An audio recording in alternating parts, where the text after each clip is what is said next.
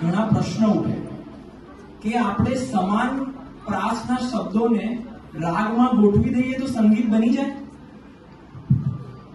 શું સંગીતનું કામ ખાલી કાનને લુભાવવું છે કે એનાથી પણ આગળ, એનાથી બી ઊંડામાં કંઈક છે? આપણું ભારત તો સંત અને સંગીતની બહુ જૂની પરંપરા રહ્યું છે.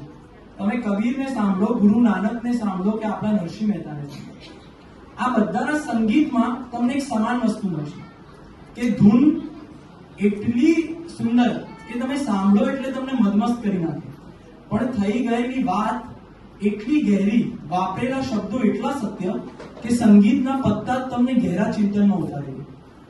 દુનિયામાં જે પણ સૌથી સર્વોત્તમ સંગીત બન્યું છે એમાં એક સમાનતા છે કે એને સમાજના કડવાથી કડવા સત્યને મધુરથી મધુર રીતે પ્રસ્તુત કર્યું છે. એવું જ એક ગીત છે ઓરી ચિરૈયા, જેને લખ્યું છે અને ગાયું છે સોનમ કિરકિરે, જેને કમ્પોઝ કર્યું છે રાજ સંપતે. આમાં વાત કરવામાં આવેલી છે પેલી નાની નાની ઢીંગલી જેવી, ફૂલ જેવી છોકરીઓની, જે લોકો જોડે ઘણીવાર નાનપણમાં એવા બનાવ બની જતા હોય છે જેનો ઘાવ ખૂબ જ ઊંડો ઉતરી જતો હોય છે અને આખું જીવન લાગી જાય છે તેને ભરાતા ભરાતા.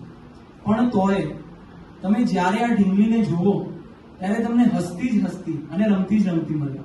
અને ત્યાં મને એક શાયરનો શેર યાદ આવે કે અજબ દુનિયા હૈ तितली के परों को नोच लेती है, अजब दुनिया है तितली के परों को नोच लेती है, अजब तितली है पर नोचने पर भी रोया नहीं करती.